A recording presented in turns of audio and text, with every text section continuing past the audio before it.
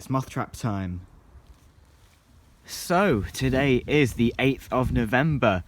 The moth season, the main moth season, is drawing to a close now, but I do trap year round.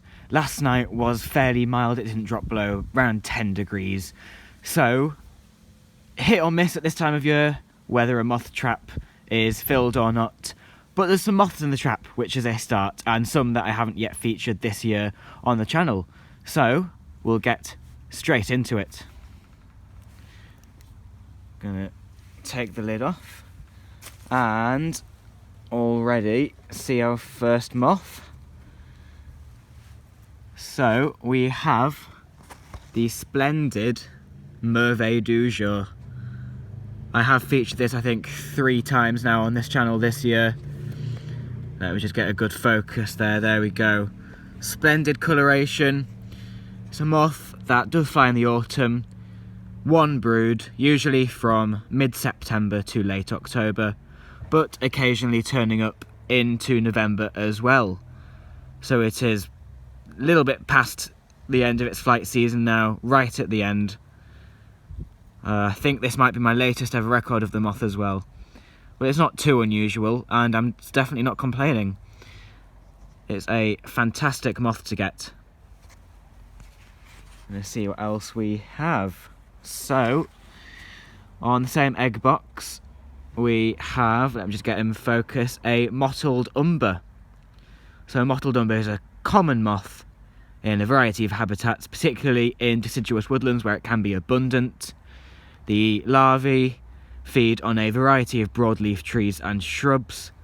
They can sometimes be a pest in orchards, but I like the moths. They are very variable. This one here is a fairly dark form. There's a few other forms in the trap, some of which are the more typical lighter form. So that's mottled umber.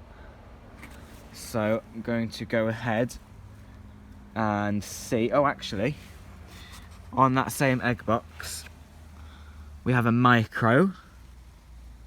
I believe this is rusty dot pearl. Udea ferrigalis, perhaps, although I might be wrong. You'll see the name on screen anyway. I believe it's a migrant, so it does appear pretty much year-round, although most common in the summer and autumn. So that's another nice one to get, and I know I haven't featured a micro for a long time. So, this is the more typical form of mottled umber. Paler with more distinct bands, and it is very beautiful even though the larvae can be pests. It flies in one generation from early October to end of December, sometimes going into January as well, so it is very much a late autumn / early winter flying species, and at this time of year it can be one of the commonest moths I get in the trap. So that's lovely. Let's see what else we have.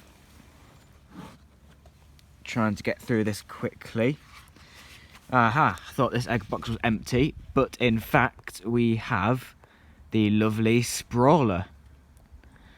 So the sprawler is a moth which isn't too common in and around Yorkshire, has declined significantly in abundance in recent decades, following the trend of, unfortunately, many of our moth species. But it is a lovely thing, streaked with black. Again, flies October to December, one brood. Named for its habit of resting with its legs sprawled out. The larvae also have an unusual resting posture, in which they rest with their first quarter of their body thrust upwards into the air. And the larvae feed on a variety of trees and shrubs, including hawthorn and blackthorn. So they can be found in a variety of habitats, but unfortunately aren't too common nowadays. So that is sprawler. Let's see what else we've got. Anything on this egg box? Nothing on that egg box, that one's empty. Something becoming more and more common at this time of year, empty egg boxes. Ah, another mottled umber. This time a very dark form. So they are very variable. And that's the third one in the trap, showing how common they are.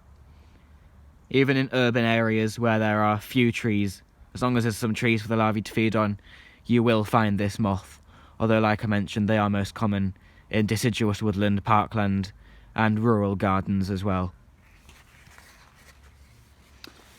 See if we have anything else. Nothing on that one. Nothing on that one. Empty again.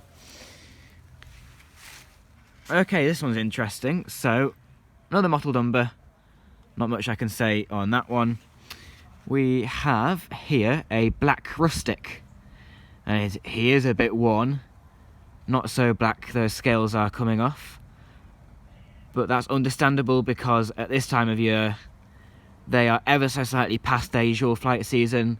But like I said, last night was mild, so I'm not too surprised. Although these are a species of moth that usually fly early September to the end of October. Although in the north, where the autumn comes in earlier, where it's slightly cooler, they can be seen from mid-August.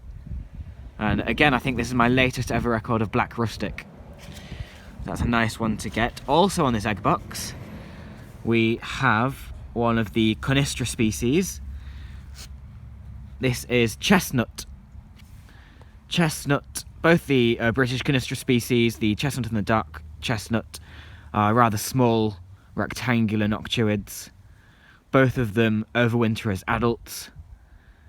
They are very much autumn, winter and spring flying species, emerging in September and October, appearing on mild nights throughout the winter, but more so in the spring again as it warms up until about May. But neither of them are species I get very often, so it's nice when they pop along. We also have large yellow underwing. Not much to say on that one. I've featured it so many times just because they are so common. Their main flight period is June to August or September, but occasional individuals are found into November, even on mild days in December as well, although they do not overwinter as adults, they overwinter as larvae. So that is large yellow underwing. So, another empty egg box, yet again. I'm going to take the funnel off now. Nothing on there. Oh, okay, so, yeah, we'll talk about this moth. So if I can get him in focus. So this, you may recognise, featured it before. It is grey shoulder knot. Very descriptive name. Grey wings with occasional brown, darker markings and that shoulder knot at the base of the thorax. The base of the wing near the thorax, sorry. Sort of an antler-shaped black mark. The grey shoulder knot is a fairly local species, widespread throughout Britain, but never appearing in large numbers, always at fairly low density.